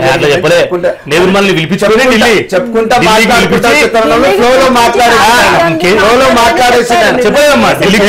కేసీఆర్ గారు మాట్లాడుతూ టెక్నాలజీని రాజీవ్ గాంధీ తీసుకొచ్చారు. రాజీవ్ గాంధీ తీసుకొచ్చిన సందర్భంలో రాజీవ్ గాంధీ జనార్దన్ రెడ్డి వేసి అని చెప్పిరని నేను కూడా విన్నా. కేసీఆర్ గారు చంద్రబాబు నాయుడు గారికి ఆ క్రెడిట్ పోకూడదు. అట్లా ఆయన చంద్రబాబు కాబట్టి మొత్తం నేను మొత్తం రాజ్యం చేసిన మొత్తం నేను చిన్న లాజిక్ చంద్రబాబు చేంజ్ చెప్పిండు. 94లో చంద్రబాబు అయినమ్మా, 94లో కాదు 95 నుంచి 2004 వరకు ఉన్నాడమ్మా. 9 ఏళ్లలో 94లో డిఎస్సి, 96లో డిఎస్సి, 98లో డిఎస్సి. నేనే అప్పుడు టీచర్ అయినా. 2000లో డిఎస్సి, 2001లో డిఎస్సి, 2002లో డిఎస్సి, 2003లో ఎస్సీ ఎస్టీ బీసీ ఫిజికల్ హ్యాండిక్యాప్డ్లకు ఒక డిఎస్సి వేసిండు. 7 డిఎస్సి వేసిండు 9 ఏళ్లలో. చంద్రబాబు నాయుడు మొన్న చెప్పుకోలే. జన్మభూమి పెట్టిండు, ఇంకుడు గుంతలు పెట్టిండు, అది చెప్పుకోలే. వన సంరక్షణ సంస్థను పెట్టిండు, చెప్పుకోలే. దళితుడు ఏం చేసిండంటే సైబరాబాద్ అని హైదరాబాద్ ఓట్ల కోసం మళ్ళీ చెప్పిండు. చెప్తే ఈ క్రెడిట్ ఎప్పుడుకున్నా మీరు కొట్టేటట్టున్నాడని కేసీఆర్ ఆలోచన చేసి మొన్న ఏం చెప్పిండు, సైబరాబాద్లో చంద్రబాబు కట్టలేదని చెప్పడానికి ఇట్లా రాజీవ్ గాంధీ నేదురుమల్లి మీరే సాక్ష్యం కదమ్మా. హైదరాబాద్కి వెళ్ళి ఢిల్లీ పిలిపించుకున్నాడట. 89 చచ్చిపోయినాడు, 92లో ముఖ్యమంత్రి అయినా ఎట్లా పిలిపించుకుంటాడు? ఏంది మా రాంబాబు అని ఏమంటాడు?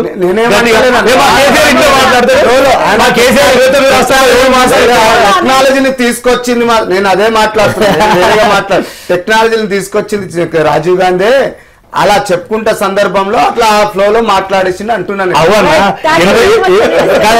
89 ముఖ్యం రాజీవ్ గాంధీ 92 ఎట్లా తెలుస్తాడు? ఏదేమైనప్పుడు కూడా కేసీఆర్ గారు ముందుగా వ్యవహరించాలి. తెలంగాణ ప్రజల మనోబలం అనుగుణంగా నడుచుకోవాలి. ఇట్లా మాట్లాడడం వల్ల తన యొక్క 6 మంది రైతు రుణ మాఫీ చేసిందమ్మా. ఇలా సెకండ్ క్రాప్ రైతులు పోతుంటే బ్యాంకులలో రుణాలు మాఫీ అవుతున్నాయి కాబట్టి ఇస్తేనేమో అని అంటున్నారు. సార్ కూర్చొని మరి ఏదో చేయాలి కదా, చేస్తున్నాడు. మంత్రివర్గం అయిన తర్వాత అదే చేస్తాడు. 6 నెలల వరకు మంత్రి పార్లమెంట్ విమర్శలు చేసుకుంటున్నారు. ఏదైతే ఏమి కానీ కేసీఆర్ అయితే హుందాగా వ్యవహరించాలని కూడా అంటున్నారు. మరి ఇది ఈనాటి చర్చా కార్యక్రమం చూస్తున్నాం.